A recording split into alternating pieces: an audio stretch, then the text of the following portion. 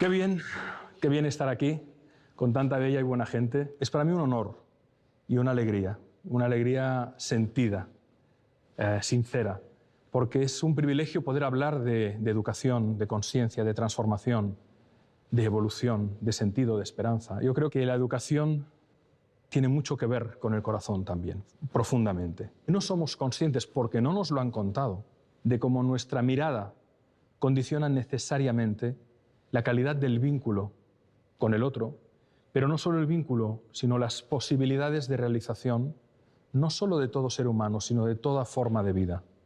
En psicología se le llama a esta mirada la mirada apreciativa. Intentad recordar aquellas maestras y maestros, y no tienen por qué ser solo los de la escuela, sino, yo pienso, por ejemplo, siempre en mi abuela materna. Intentad traer a la memoria aquellas personas que os causaron una profunda influencia positiva en vuestra existencia, que de alguna manera os dieron alas, que de alguna manera eran un lugar seguro en un entorno en el que quizás, por los motivos que fuera, no había tanta serenidad, tranquilidad o seguridad. Si pensamos invariablemente en esas personas que nos dieron alas, que nos dieron confianza, nos daremos cuenta que surge ese milagro de la mirada apreciativa. Una mirada que a veces no necesita palabras. No somos conscientes de la importancia de trenzar dos grandes universos, el de la educación y el de la formación. Hay personas que han tenido acceso a una muy buena formación, pero que son mal educadas, porque no tienen corazón. Y hay personas que no tuvieron el privilegio del acceso a una buena formación, pero que son extraordinariamente bien educadas. Creo que en la escuela nos deben formar y deben complementar la educación que se da en los hogares, y creo que en los hogares debemos crear las circunstancias para que la educación florezca y complementar la formación que se da en las escuelas. Y en ambos contextos, tanto maestras y maestros como madres y padres, o los que hagan la función materno y parental, debe haber esa mirada apreciativa que dé alas. Yo observé una vez en un partido de fútbol de mi hijo, cuando jugaba fútbol, que uno de sus amigos, al cual cambiaré el nombre, era el Pichichi, hizo el cambio prematuramente. Era un niño que con 12 años parecía un hombre de 17. Y era muy fuerte físicamente y era el mayor realizador. No lo podían, corriendo nadie llegaba a su velocidad, era un gran sprinter además. Pero invariablemente en cada partido se caía y salía dañado, en cada partido. No había ningún partido que lo acabara y que pudiera salir sin ningún tipo de revolcón. Y pensaba, aquí hay un hechizo, hay algo raro. Este niño le llamaremos Rubén, su nombre no era Rubén, siempre se cae. Y un día descubrí el hechizo. Su padre, antes del partido, en la segunda parte, cuando él entraba, para animarle, le dijo, venga Rubén, vuélvete a caer, torpón. Y a los pocos minutos se cayó. Entonces yo, como mi hijo era muy amigo de Rubén, le pedí a este señor que fuéramos a tomar algo juntos, en el mismo partido, en el bar del campo de pueblo en el que estábamos. Y le dije, ¿sabes por qué creo que se cae tu hijo? Y no te lo digo, no te lo expreso como una crítica, sino te voy a decir algo porque quiero mucho a este niño y creo que es importante que tomemos conciencia de que cada vez que juega sale sangrando, ¿no? Y me decía, se cae porque es torpe. Y le dije, no, no se cae porque sea torpe, se cae porque te ama. Y tú le dices, sé un sapo, como hacen los cuentos de hadas, y se convierte en sapo. No le digas que se caiga. No, es que para motivarme a mí, mi padre me decía eso. Se concentraba en lo negativo. Digo, bueno, es un estilo, probemos otro estilo. Dile, hijo, sal, corre y disfruta. Marca muchos goles. Y no hace falta que te caigas. Si te caes, yo te curaré. Pero no hace falta que te caigas. Le estuve explicando en qué consistía la mirada apreciativa, el efecto Pigmalión. Le cité la frase de Goethe. Y palabra de honor que Rubén no se volvió a caer. Nuestra mirada, y cuando digo mirada, debería decir nuestra postura existencial, nuestra manera de estar en el mundo, manifiesta nuestro sistema de creencias, lo que creo sobre mí, lo que creo sobre ti, lo que creo sobre la vida. Imaginad que fuéramos capaces de hacer una mirada apreciativa sin prejuicios, que fuéramos capaces de concentrarnos en las bondades y en las virtudes, sin perder el pensamiento crítico, por supuesto, ¿no? Si nos pudiéramos liberar de falsas creencias sobre nosotros mismos, de prejuicios sobre el otro y de proyecciones, que es lo que el otro piensa que yo pienso sobre él, estaríamos mucho más cerca de algo fundamental, que es la realidad. Y al final, yo creo que nacemos mujeres y hombres, pero devenimos humanos. La humanización es una conquista. Y en esa humanización tienen que trenzarse tres principios: principio del placer, principio del deber y principio de realidad. Cuando somos capaces de trenzar estos tres principios, el deber, el compromiso, el placer, la alegría y la realidad, darnos cuenta de lo que es, tenemos mucha más capacidad de transformación individual y colectiva. Si a eso además le añadimos una mirada apreciativa, potenciamos esos tres principios y podemos conseguir mucho más en lo individual y en lo colectivo. Y sobre eso vamos a hablar y sobre eso vamos a compartir. Y Rubén no se cayó. ¿Y cuántas personas no se caerían si hubiera alguien que les dijera: eres extraordinaria o extraordinario, puedes hacerlo, cuenta conmigo, porque al final no prediques, tus hijos te están mirando? Tú eres un escritor de fama mundial y quería preguntarte sobre las historias. ¿Por qué son tan importantes en nuestra vida y, sobre todo, por qué es importante enseñar a los niños a contar historias? Para responder a esta pregunta voy a dar 2 pasos atrás, ¿vale? Creo que amar son 3 cosas. La primera es la voluntad de comprender la singularidad del ser y sus circunstancias. Tú amas a alguien cuando tienes la voluntad de comprenderle o de comprenderla, mismo si no lo comprendes, pero tienes la voluntad. Amar es cuidar. Amar es hacer algo que sea coherente con lo que le declaras. No tiene ningún sentido que tú proclames el amor a alguien si no hay un comportamiento observable. Y ahora voy a tu respuesta. Y amar es inspirar, para ayudar al ser amado a que construya nuevas realidades objetivas, que pueda llevar a cabo un proyecto, que pueda superar un examen, que pueda hacer un buen trabajo de investigación, que pueda darse el permiso de hacer algo que le da miedo, pero inspirar también para nuevos sentidos a la vida. El que ama procura que el ser amado construya una narrativa interior que le sostenga, especialmente en la adversidad. Y las historias sirven para eso. Las historias nos inspiran, nos dan anclajes en la memoria, nos dan referentes de cómo ese personaje superó esa dificultad.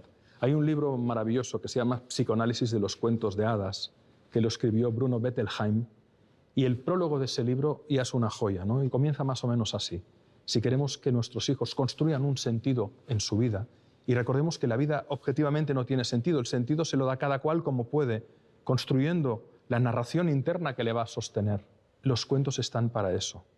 Creo que se atribuye a Andersen, pero no estoy seguro que sea de Andersen, la frase que decía que los cuentos se escriben para que los niños duerman tranquilos y los adultos se despierten.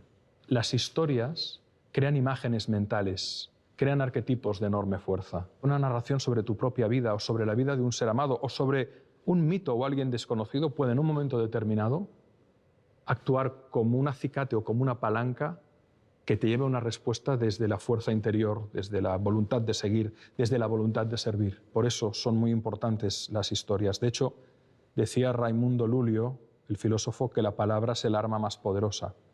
Y es poderosa porque nos ayuda, sobre todo, a comprendernos, pero a trenzar historias que nos unen y que ayudan a dar sentido a la vida. ¿Cómo descubriste tu talento para la escritura y qué le dirías, qué consejos le darías a un joven como yo que quiera dedicarse a la escritura? Fíjate que yo fui a parar a escribir sin buscar escribir. En un momento determinado, cuando yo tenía 27 años, confluyeron 2 circunstancias en mi vida. La primera fue el anuncio del embarazo de la que hoy es mi hija mayor, Laia, y en paralelo, una semana después, un gran amigo mío moría de infarto de miocardio fulminante, dejando mujer y 2 hijos. La confluencia, por un lado, de la alegría, pero también de la responsabilidad, pero también de la expectativa, de la ilusión del nacimiento de mi primera hija, y la pérdida súbita de un hombre sano, deportista, pero que tenía una enfermedad que luego se supo cuando falleció, pero que no se había manifestado, me llevó a una depresión. Sobre todo el duelo por la muerte del amigo y el desconcierto por todo, porque de repente tuve miedo. ¿Y si me pasa a mí? Encontré el camino de salida escribiendo. Una noche me desperté, no podía dormir, y empecé a escribir. Y seguí escribiendo. Y varias noches y los fines de semana. Escribía de todo. Un día Mi mujer leyó esos textos y no los soltó. Empezó a leer y no soltaba. Y cuando acabó me dijo, aquí hay cosas que me inspiran y me emocionan y que me gustan. Oye, ¿por qué no lo ordenas y lo publicas? Y yo le dije, esto es para mí, no tengo intención. Yo incluso hoy no me considero escritor. Me considero más divulgador, más pedagogo que escritor, porque dedico apenas un 1% a escribir. Yo los libros los he escrito de madrugada o en fin de semana. Un día vino un amigo editor y a mi mujer le habló de los manuscritos, me pidió si se los podía llevar y como es un buen amigo se los dejé. Y al cabo de 2 días me llamó y me dijo, vamos a desayunar juntos. Fuimos a desayunar y me dijo, esto lo tienes que pulir y publicar. Es honesto y es útil, me dijo, me acuerdo perfectamente. Me presentó a una agencia literaria y hasta aquí.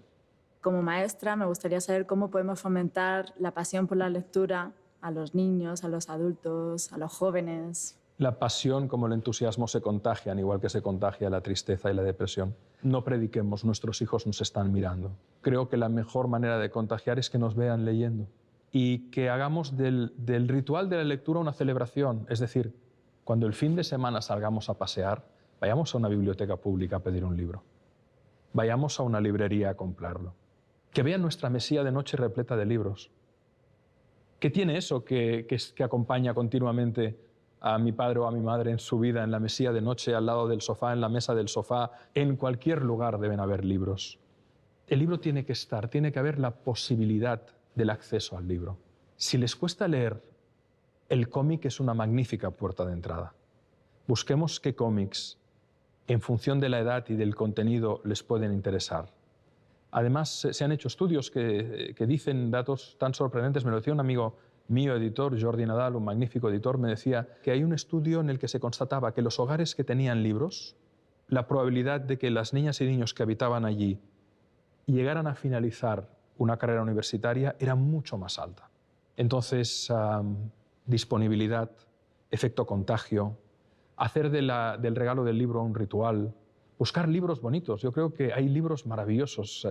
Afortunadamente el sector editorial ha evolucionado y ahora hay libros de cuentos, hay cómics que están bien editados, hay esos libros que al abrirlos se muestran en 3 dimensiones maravillosos. Hay tanta oferta que podemos hacer de ello un objeto de celebración, ¿no? Y sobre todo que nos vean conversar sobre el libro. Es decir, que la pareja o la unidad familiar, los miembros de esa casa, cuando uno acaba un libro, oye, te voy a contar lo que he leído aquí, esto es fascinante, y que forme parte de la conversación. Es decir, asumir la normalidad y la maravilla de tener un objeto que vale mucho más de lo que cuesta. Hola, Alex, soy Rafa. Hola, Quería Rafa. hacer una pregunta sobre la palabra. Hay un problema con la palabra, con lo que hablas con los hijos, con lo que les explicas, que incluso con lo que oyen, que está fuera de su ámbito, que lo están escuchando, yo creo que eso es un problema que nos encontramos los padres, que a veces no sabes cómo explicar una cosa tremenda o la conversación con ellos. Mira, fíjate que en relación a la palabra hay 4 habilidades, ¿verdad? Leer, escribir, escuchar y hablar. A nosotros en la escuela, ¿qué nos enseñaron? De esas 4, ¿cuáles nos enseñaron? Básicamente, ¿a qué nos enseñan? Básicamente a leer y a escribir. No nos enseñan apenas ni a escuchar y tampoco nos enseñan a hablar, a conversar. Si escribir bien es un arte, escuchar bien es un gran arte. Expresarse bien es un arte. Yo recuerdo en la película Bowling for Columbine que el director le hace una pregunta a Marilyn Manson. Y la pregunta va muy en línea con lo que acabas de formular, ¿no? Es decir, ¿cómo podemos tener conversaciones con nuestros hijos? Y sobre todo, decían, ¿cómo podemos hacer que nos escuchen más, ¿no? Proliferar el uso de la palabra, ¿no? Hacernos entender y ser entendidos. Y Manson daba una respuesta brillante. Dice, yo creo que a nuestros hijos, más que decirles más cosas, deberíamos escucharles. Deberíamos saber guardar silencio. Deberíamos, a lo mejor, coger el coche, subir al coche, poner la música que a ellos les gusta y dejarnos un espacio hasta que de repente surja la palabra. También a veces para que surja la palabra hay una puerta de entrada fantástica, que es la ternura. El otro día os voy a contar una anécdota que me pasó el domingo pasado. Veníamos de un fin de semana intenso, de mucha actividad, y mi hija pequeña estaba cansada, pero se giró, de repente se giró. Y yo no sé si se giró porque alguien le dijo algo o pasó algo en el grupo de amigos del fin de semana. Total, que estuvo durante todo el trayecto de brazos cruzados, cabizbaja. Cuando dejamos a un grupo de amigos en su casa, ella se sentó a mi lado, volvíamos a casa y yo le decía, Mariona, ¿pero qué te pasa, mi amor? ¿te he hecho algo? ¿He dicho algo? Porque yo realmente estaba preocupado. Además, una niña jovial, alegre, y no quería hablar. Paré el coche y le dije, te pido que por favor me des una pista, te pido una palabra, solo una palabra. Si no puedes hablar, dame una palabra. Y me dijo, cansada. Y empezó a llorar. Y se me abrazó. Estoy agotada, papá. Y ahí se soltó, se me abrazó, como os estoy contando, ¿eh? Estaba agotada. Y no tenía ni capacidad probablemente de ponerse en contacto con que era ese agotamiento el que le impedía formular nada más. Estaba amigdalada cerebralmente por estrés, por cansancio, por todo un fin de semana en el que anduvimos mucho. Después de que se liberó de ese agotamiento que tenía y que la emoción surgió, vinieron las palabras. Disculpa, papá, no te sabía decir qué me pasaba, pero ahora lo sé, es que estoy cansada y cuando me canso mucho me pasa que me bloqueo y cuando me bloqueo no puedo hablar. Y empezó a racionalizar naturalmente. Dejar el espacio, dar el permiso. Hay un concepto muy importante en psicología que es el permiso. El permiso de guardar silencio, el permiso de hablar, el permiso de sentir, el permiso de acercarse, el permiso de alejarse, el permiso de ser, el permiso de darse un espacio, el permiso de dejarse en paz. Y el permiso no se transmite tanto verbalmente como no verbalmente, nuestro gesto interno. Muchas veces facilitas un espacio de apertura de comunicación, no exigiendo al otro una explicación, sino callándote y tomándole la mano si te lo permite lentamente. Debemos reivindicar la ternura como elemento fundamental de la calidad del vínculo humano y de la transformación de la consciencia. La ternura. Deberíamos acariciarnos, besarnos más y mirarnos más. Y no me refiero a la caricia solo como el intercambio de piel con piel, la mirada, la sonrisa, la flor, el libro, ternura. Y como vivimos en un mundo de inercias, de aceleraciones sostenidas, de demandas sostenidas, nos exiliamos. Y al exiliarnos, no nos encontramos y no nos comunicamos. Una pregunta que tengo para ustedes, ¿cuáles han sido sus mayores maestros y maestras que más le han influenciado en su vida? Mi abuela materna, Carmen, una mujer tremendamente cariñosa y divertidísima. De ella, la evocación natural que tengo es la ternura, el humor, la alegría y la compasión, porque para mí no tiene sentido hablar de inteligencia sin compasión. Mi padre, un hombre formado a sí mismo, avidísimo lector, que tenía que importar libros de Argentina en la dictadura española que estaban prohibidos aquí, y eran libros de filosofía, de religiones comparadas. Pero yo recuerdo la mesilla de noche de mi padre llena de libros, y dejándolo como quien no quería sobre una mesa para ver si alguno de los tres hermanos picábamos. Mi madre por su enorme capacidad de amar. Y luego te diría que las grandes maestras y maestros que he tenido eran gente humilde que quizás no tuvieron acceso a una formación superior. Por ejemplo, recuerdo a Josep, a José, un campesino. Pero yo muchas veces los fines de semana, cuando tenía 7, 8, 9 años, lo primero que hacía al llegar al pueblo era tomar la bicicleta, ahí en Aiguafreda, ir a ver a Josep y sentarme a su lado. Y él me contaba cuándo cosechaba, cuándo sembraba, si el viento venía de levante, que auguraba tormenta, por qué las fuentes cada vez tenían menos agua. Era una especie de Walt Whitman este hombre, sin saber que era un poeta. Y era un hombre que seguramente no sabía leer, seguramente era analfabeto, pero tenía una profunda conexión con el alma de las cosas. Y ese amor a la vida y esa ternura hacia la naturaleza y el cómo trataba a los animales. Era un hombre tremendamente respetuoso, era un hombre que nunca le oía hablar mal de nadie. Para mí fue un maestro fundamental y todavía lo tengo muy presente. Antes has dicho que te gustaba coleccionar frases. Sí. Si tuvieses que elegir una relacionada con la educación y el aprendizaje, ¿cuál te quedarías? Pues mira, hay muchas, pero por ejemplo Antoine de Saint-Exupéry, el autor del Principito, tiene una maravillosa que dice: si queremos un mundo de paz y de justicia, debemos poner la inteligencia al servicio del amor. Esa me parece una frase brillante, ¿no? Poner la inteligencia al servicio del amor. Creo que era Marcel Proust que tenía un aforismo maravilloso que decía: aunque nada cambie, si yo cambio, todo cambia. Y eso tiene mucho que ver con la educación, con la transformación, ¿no? Cómo la realidad es la que es, pero tu cambio te lleva a percibirla de otra manera, a ver nuevas posibilidades a crear nuevos vínculos, ¿no? Hay tantas frases, pero te diría que estas dos. Y luego me gusta mucho una frase de Virgilio, el poeta latino, que reza: pueden porque creen que pueden. No dice pueden porque saben que pueden.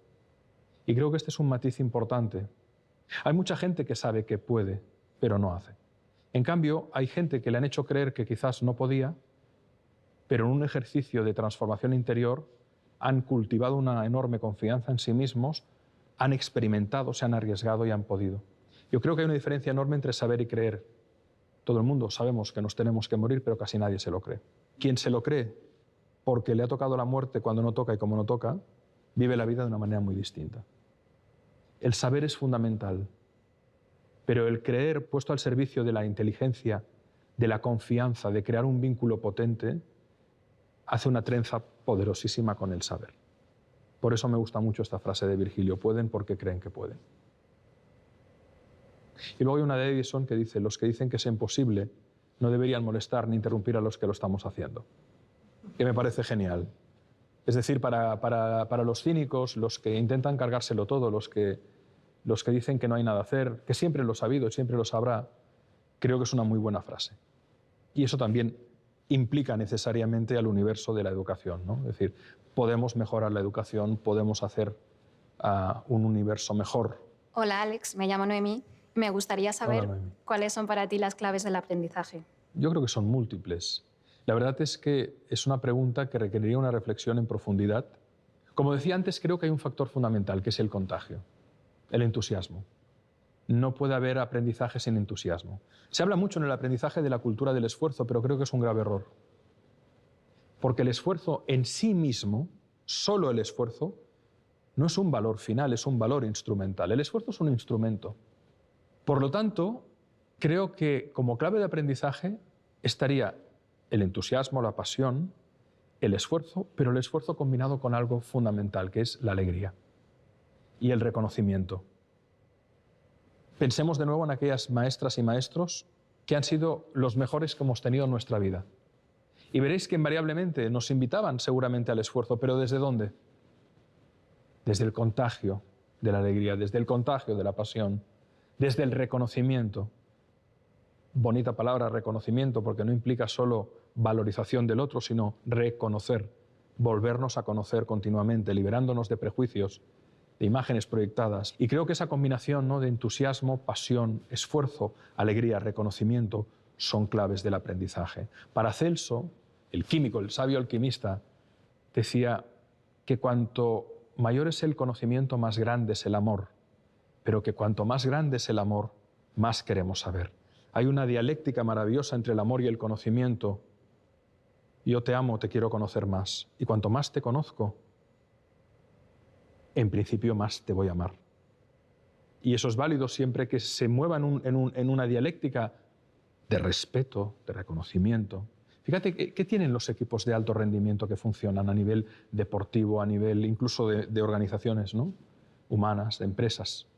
Tienen tres cosas. En primer lugar, se respetan. Sin respeto no hay nada.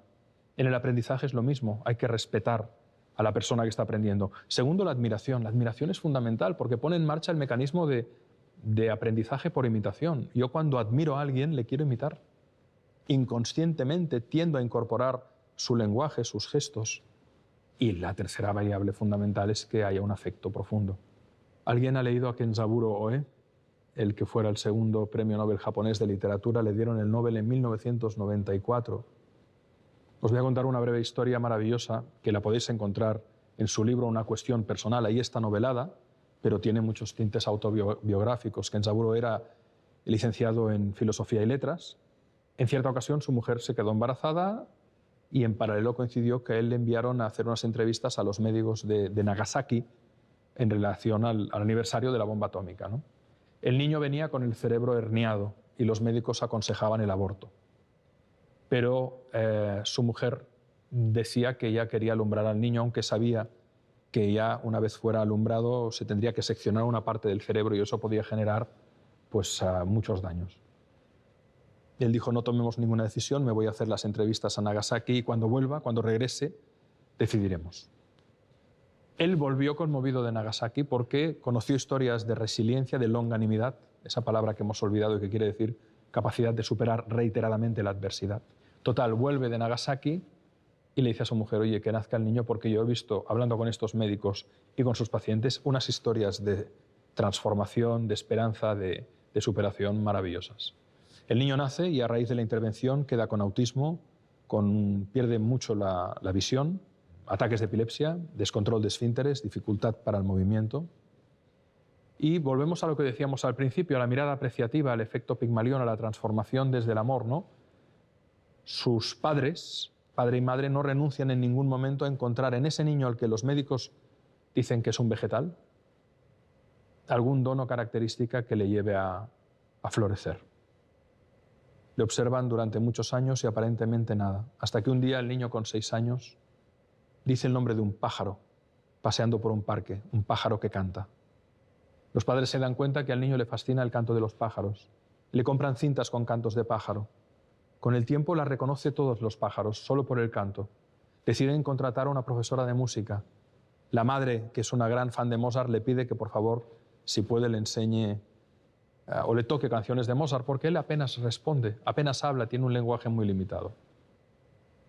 A los 11 años llega un día la maestra a casa y Hikari le entrega una partitura mal escrita a mano, con unas notas. Ella empieza a interpretar y se queda asombrada porque son estructuras muy asimilables a las composiciones más básicas de Mozart, y el niño le dice que lo ha compuesto él. Ella no da crédito, el niño le enseña otras composiciones. Bueno, hoy Hikari Oe es uno de los autores de música clásica contemporánea más vendidos en el mundo. De su primer disco se vendieron 80.000 unidades, 17 canciones breves compuestas por un niño con autismo, una discapacidad visual importante, etcétera, etcétera, etcétera. Insisto, creo que no somos conscientes de la capacidad que tenemos de transformar a los demás, y cuando se combina todo eso, ¿no?, hacemos florecer al ser amado. Cuando hablamos de amor lo llevamos siempre mucho al terreno del deseo, al terreno de la lujuria, al terreno de eros, ¿no? Y hablamos poco de filia y de ágape.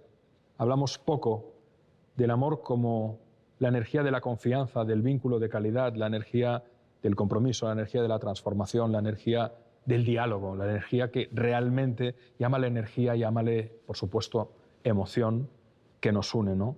Y creo que realmente no puede haber un aprendizaje radical sin un amor radical. Siempre antes de los exámenes decimos eso de buena suerte. Entonces, tú que has estudiado bastante sobre el tema, ¿existe esa buena suerte? Hay dos tipos de suerte que la define muy bien Schopenhauer cuando dice: el azar reparte las cartas, pero nosotros las jugamos. Hay una suerte azarosa. Hemos tenido la inmensa suerte de nacer aquí. Si hubiéramos nacido unos cuantos cientos de kilómetros más hacia el sur, no tendríamos estas posibilidades extraordinarias. El milagro de tener agua caliente cada mañana, de tener unas ventanas por las que no pasa aire y un techo que cuando llueve no nos mojamos. Somos muy afortunados por azar. Pero también hay una suerte que se trabaja. Si tú lanzas una moneda al aire y no tienes más información y te dicen cara o cruz, cualquiera de nosotros, si la moneda no está trucada, acertaremos en un 50% de los casos. Pero si sabemos peso, diámetro y grosor de la moneda, humedad, temperatura, presión y velocidad del viento en el ambiente, y del lanzador sabemos ángulo de salida de la moneda, velocidad de salida, y si la cara o la cruz toca la uña, y todo eso lo introducimos en un programa informático y una cámara capta el momento del lanzamiento y lo vamos mejorando por ensayo y error, llegará un momento en el que lanzando la moneda al aire y la cámara captando, llevará esa imagen y esa velocidad captada, con los sensores también de presión, temperatura y con los parámetros de la moneda, a un ordenador que dirá cara, y lo acertará en más del 80% de los casos. La suerte es una función de parámetros desconocidos, pero se pueden parametrizar. Es decir, igual que en la física, cuando tú sabes las variables, puedes predecir lo que va a pasar en el tiempo o en la moneda, si va a caer cara o cruz. En lo humano, la buena suerte son los valores. Coraje, responsabilidad, propósito, humildad, confianza, entrega, cooperación.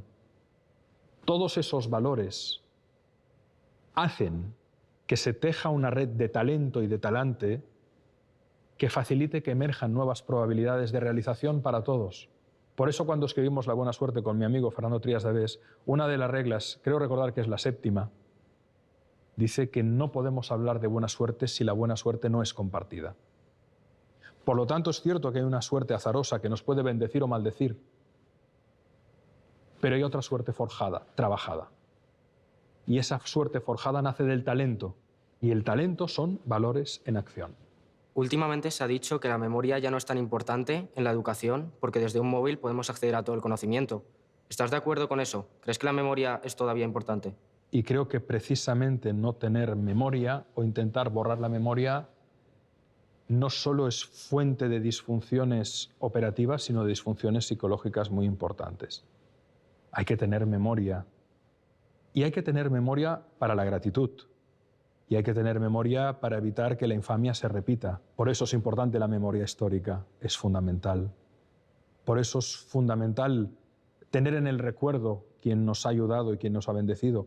Por eso es importante memorizar las tablas de multiplicar. Por eso es importante que aunque la tecnología avance mucho y acabaremos todos ciborgizados, porque si ahora nos falta el móvil a algunas y a algunos es como si nos faltara un órgano vital. Pero la memoria es fundamental, la memoria cognitiva, la memoria emocional. Incluso me atrevería a hablar de la memoria espiritual en términos de gratitud, ¿no? De humildad, es crítica. Y por tanto hay que trabajar la memoria, porque además es un placer poder traer a colación, aquí y ahora, aquello que en un momento te ha conmovido, o aquello que crees que le puede ser útil al amigo, o cómo se llamaba aquel libro que ahora quiero aconsejar, o aquella película, o qué decía aquel fragmento que leí, o aquel poema que a lo mejor le quieres regalar a la persona a la que amas. Y yo creo que debemos seguir trabajando la memoria como una pieza más de todo el proceso de humanización. Sin memoria no somos nada. Tu primera obra habla sobre Albert Einstein. ¿Qué aspectos del conocimiento, del aprendizaje y de la inteligencia destacarías de este gran genio? Hay 2 Einsteins. Y creo que la población general conoce al Einstein genio, al físico, al que es capaz de concebir la teoría de la relatividad. Pero, por cierto, si no hubiera sido por su mujer Mileva Malik, de la que apenas se habla, él no hubiera podido convertir sus intuiciones en fórmulas matemáticas. En cualquier caso, hay el Einstein genial. Pero luego hay un Einstein que cuando se tiran las bombas atómicas de Hiroshima y Nagasaki, a raíz de que él postula su famosa fórmula, ¿no?, de que energía y masa son intercambiables, ¿no?, y se provoca la catástrofe, emerge un Einstein humanista, que dice cosas tan bonitas como que la fuerza sin amor es energía gastada en vano. Y se da cuenta de que su extraordinaria inteligencia ha puesto al servicio de la humanidad una capacidad de destrucción formidable. Y entonces emerge un Einstein que pasa de ser desagradable, huraño, ensimismado, hasta narcisista, a un Einstein compasivo, pacifista, cuidadoso, conferenciante por la paz. Y creo que ese Einstein es el más fascinante de todos y el menos conocido. Fíjate que a partir de ahí, él ya no hizo grandes, sí, intentó desarrollar la teoría del campo unificado, pero sobre todo lo que más me conmovió de Albert Einstein es su madurez y cómo el genio le lleva a descubrir algo que descontrolado puede destruirnos a todos y dice, Dios mío. Incluso se especula con el hecho de que se hubiera arrepentido de hacer público su descubrimiento y consta a algunos biógrafos que lo pasó muy mal. Es una pena que no se le conozca por ello porque sería un referente del humanismo contemporáneo. Hola, Alex. Además de escritor, eres economista. Por eso me gustaría hacerte una pregunta sobre una economía muy especial a la que llamas la economía de las caricias. Este concepto de la economía de caricias lo desarrolló y sigue vivo Claude Steiner, un magnífico psicólogo que estudió con Eric Berne, que a su vez estudió con Freud. Lo que dice Claude Steiner, el creador de la teoría de la economía de caricias, es que los seres humanos para sobrevivir, por supuesto, necesitamos aire, luz, oxígeno, alimento, pero él dice, necesitamos caricias. Y una caricia es una unidad de reconocimiento. Antes lo hemos dicho, puede ser una caricia física o puede ser una caricia no física, puede ser una mirada. Lo que descubrió Steiner es que en condiciones normales todos queremos caricias positivas, es decir, aquellas que nos invitan a sentirnos bien. Pero cuando no tenemos caricias positivas, ponemos en marcha mecanismos inconscientes para obtener caricias aunque sean negativas. Es como si tú en condiciones normales quieres agua que esté en buen estado, que no esté contaminada, que no tenga bacterias, para beber y estar sano. Pero imaginemos que tomas un avión y te vas a una aventura, a cruzar a una zona semidesértica y por desgracia tienes que hacer un aterrizaje de emergencia, te queda una cantimplora de agua, te la acabas a los 2 días y no sabes dónde estás y vas andando en medio de una zona tremendamente árida. Pero de repente te encuentras un oasis. Te acercas sediento al oasis, ves que hay agua, pero dentro del oasis hay una cabra que se quedó ahí muerta y se está pudriendo y ha generado putrefacción en toda el agua. ¿Beberíamos o no beberíamos? Todos beberíamos. Porque preferimos ese agua contaminada a la posibilidad segura de la muerte si no bebemos. Lo mismo sucede con las caricias. Y esto, sin saberlo, lo escribió William Faulkner en la última frase de su novela Las palmeras salvajes. Entre el dolor y la nada, prefiero el dolor. Es decir, cuando una persona no sabe cómo obtener caricias positivas, agua limpia, pone en marcha mecanismos inconscientes para obtener caricias negativas, agua turbia. A veces conflictos entre la pareja que no sabes a qué vienen. Esa hija o ese hijo adolescente que te llama la atención continuamente, que parece que te pide a gritos que le des un grito o un cachete. ¿Qué es un grito? Es una caricia negativa. Muchas de las disfunciones, de los problemas en las relaciones humanas, nacen por la necesidad de alimentarnos de caricias, pero de no saber cómo pedir una caricia positiva, porque a veces nos da vergüenza. Decir, necesito que me beses, necesito que me abraces, necesito que me mires, necesito que me agarres la mano, no me digas nada más, agárrame la mano. Las mujeres, por su mucha mayor inteligencia emocional y psicoafectiva, lo articulan con mayor facilidad. Los hombres, además, por una cultura que hemos mamado con el mandato de ser fuerte, muchas veces la liamos para tener caricias, aunque sean negativas. En las organizaciones lo ves. El jefe que genera situaciones conflictivas, porque en realidad no quiere ir a casa a hacer la bañera a los niños y hacer la cena, como Dios manda. Y va creando pollos continuos porque obtiene un enorme intercambio de caricias jorobando al personal, cuando podría tener muchas más en positivo yendo a casa. Pero eso, lo primero, jorobar, le hincha el ego y le va bien a su narcisismo. Si supiéramos que estos mecanismos existen, podríamos desarticular claramente los principios con los que operan. Muchas de las situaciones de conflicto que vivimos a nivel interpersonal no obedecen a un conflicto real, obedecen a este mecanismo. Queremos ser acariciados, pero no sabemos cómo. ¿Cuál es el libro o cuáles son los libros que más te han influenciado? Y en la misma línea, si solo pudieras salvar 2 libros de tu biblioteca, ¿cuáles serían? Voy a comenzar por los 2 libros que salvaría si tuviera que salvar. Uno es El hombre en busca de sentido, del doctor Viktor Frankl, una obra extraordinaria de este psicólogo, neurólogo, psiquiatra, psicoanalista vienés que sobrevivió al campo de exterminio de Auschwitz y otros campos. Es un libro que hay que leer. Y otra que tiene un título similar, que la escribió un autor francés que se llama Jean Genot. Es una obra breve, una novela breve, maravillosa, deliciosa, que se titula El hombre que plantaba árboles, que es la historia de un pastor que se dedica a plantar árboles en la Provenza sin que nadie lo sepa y las autoridades acaban llamando eso el bosque milagroso sin saber que había sido un hombre que cada día plantaba cientos de semillas de árboles. Está basada en una historia real, en la historia de Johnny Appleseed, que plantó miles de manzanos y de árboles en Estados Unidos para que las personas que avanzaban colonizando tuvieran algo que comer, ¿no? El primero por un ejercicio, El hombre en busca de sentido, un ejercicio de conciencia extraordinario y de amor, y el segundo por el ejercicio de generosidad que supone sembrar, legar y retirarse en discreción. Yo creo que no somos conscientes de la enorme riqueza que nos aportan los libros. ¿Qué le dirías a alguien que quisiese iniciarse en la escritura? Si alguien realmente quiere escribir, no espera iniciarse, ya lo ha hecho. La escritura, como todo, es una pasión, Joaquín. Y por lo tanto le diría que hablara desde el corazón, que expresara desde la sinceridad, que fuera honesto consigo mismo. A mí la literatura que más me golpea, o incluso el ensayo que más me conmueve, es aquel que no me digas por qué sientes que se ha escrito desde el corazón y desde el estómago. Luego ha sido filtrado por la cabeza para darle una buena forma, para darle un buen estilo, para que tenga una buena estructura, pero sobre todo verdad, que tenga fuerza, que tenga vida, que tenga honestidad.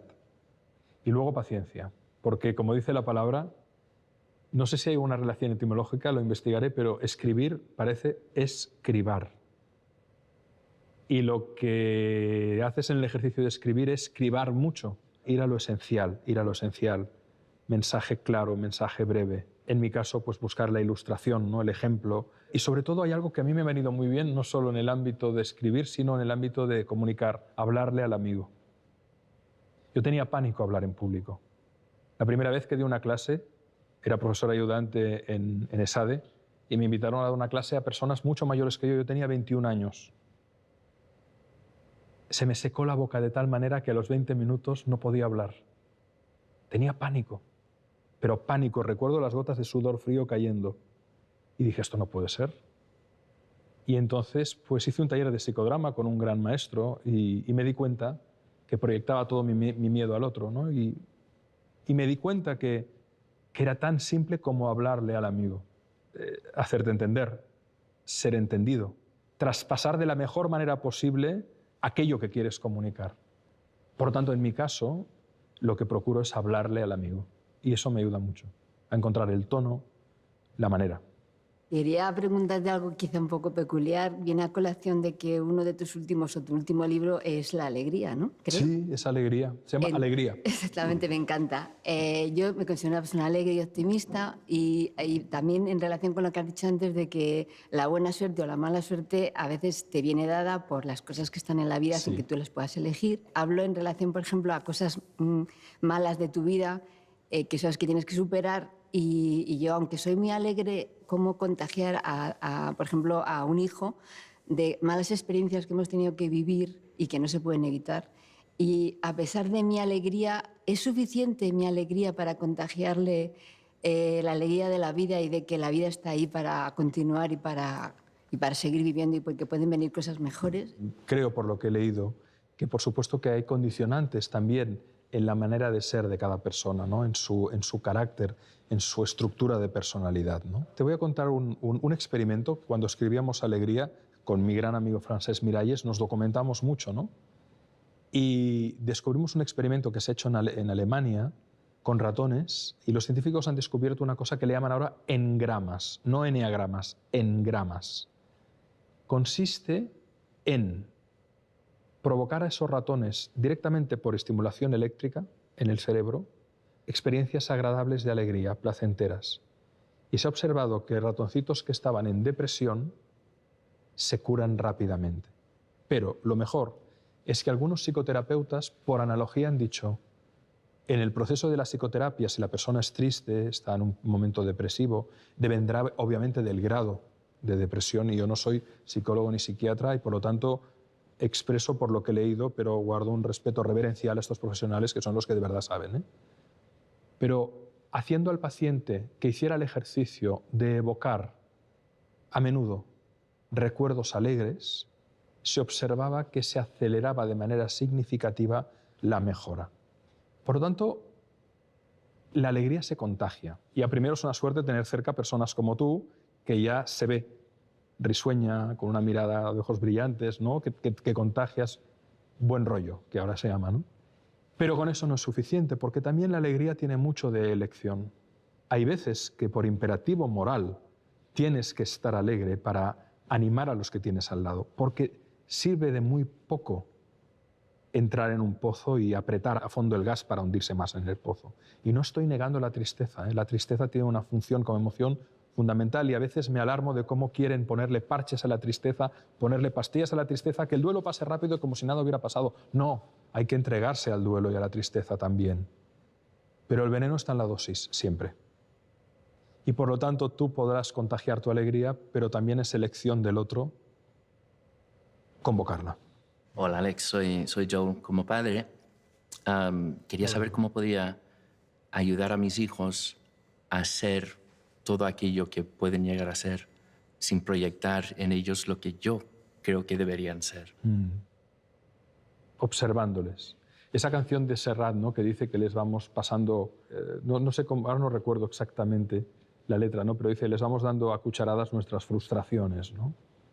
¿Cuántos niños y niñas acaban ejerciendo profesiones que no les interesan un pepino pero que lo hacen para consolidar un modelo de negocio familiar o una estirpe profesional empresarial y que acaban algunos, afortunadamente, rebelándose a los 40 y generando el trauma familiar que se podía haber salvado con mucha más dignidad si se hubiera tenido en cuenta las verdaderas necesidades e inclinaciones de esa niña o ese niño, ¿no? Antes lo decíamos, ¿no?, en relación a la palabra, ¿no?, sabiendo escuchar. Y escuchar no es solo un ejercicio de apertura de oídos, es un ejercicio de apertura de espíritu.